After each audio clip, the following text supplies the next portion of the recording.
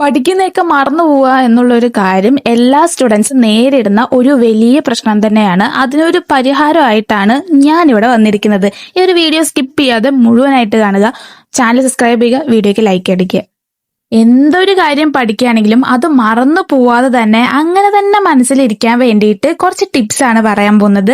അതിൽ ആദ്യത്തെ കാര്യം എന്താന്ന് പറയാന്നുണ്ടെങ്കിൽ, നിങ്ങൾ എന്താണോ പഠിക്കുന്നത് ആ കാര്യം നന്നായിട്ട് മനസ്സിലാക്കി പഠിക്കാൻ നോക്കുക. ജസ്റ്റ് കാണാപ്പാഠം പഠിക്കാതെ അതെന്താണ് എന്നുള്ളത് മനസ്സിലാക്കാൻ നോക്കുക. അതായത് ഇപ്പോൾ ഇംഗ്ലീഷിലാണ് നിങ്ങൾ പഠിക്കണമെന്നുണ്ടെങ്കിൽ അത് നിങ്ങൾക്ക് മനസ്സിലാവുന്ന ഒരു ഭാഷയിൽ നിങ്ങൾ മനസ്സിലാക്കിയത് എന്താണ് എന്നുള്ളത് ഒരു നോട്ടിലേക്ക് എഴുതി വെക്കുക. അങ്ങനെ ആവുമ്പോൾ അത് നിങ്ങൾക്ക് പെട്ടെന്ന് മനസ്സിൽ നിൽക്കുകയും മറക്കാതിരിക്കാനുള്ള ചാൻസ് കൂടുകയും ചെയ്യും.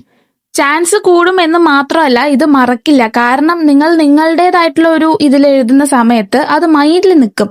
ഇത് ഞാൻ പരീക്ഷിച്ചിട്ട് എനിക്ക് സക്സസ് ആയ ഒരു കാര്യമാണ്. ഇനി രണ്ടാമത്തെ കാര്യം, മൾട്ടിപ്പിൾ ടൈംസ് നിങ്ങൾ എഴുതിയ കാര്യം വായിക്കുക. നിങ്ങൾ എവിടെയെങ്കിലും പോവാന്നുണ്ടെങ്കിൽ ജസ്റ്റ് ഇന്ന് എന്തൊക്കെയാണ് ഞാൻ പഠിച്ചത് എന്ന് ഓർക്കുക. ഇടയ്ക്കിടയ്ക്ക് ഓർക്കുക, ഇടയ്ക്കിടയ്ക്ക് എടുത്ത് വായിക്കുക. അപ്പൊ തന്നെ ഇത് നിങ്ങളുടെ മൈൻഡിൽ നന്നായിട്ട് നിൽക്കും. ഇനി മൂന്നാമത്തെ കാര്യം, കുറേ നേരം കണ്ടിന്യൂസ് ആയിട്ട് ഇരുന്ന് പഠിക്കാതെ ഇടയ്ക്ക് ബ്രേക്ക് എടുക്കുക. ഒരു 15 മിനിറ്റോ ഒരു 30 മിനിറ്റോ ഒക്കെ ബ്രേക്ക് എടുക്കുക. ഇഷ്ടമുള്ള കാര്യങ്ങളൊക്കെ ചെയ്യുക, വീണ്ടും തിരിച്ചു വരിക, ഇരുന്ന് പഠിക്കുക. ഇങ്ങനെ ചെയ്യുമ്പോൾ മടുക്കാതെ പഠിക്കാനും പഠിച്ചതൊക്കെ നന്നായിട്ട് മനസ്സിൽ നിൽക്കാനും സഹായിക്കും.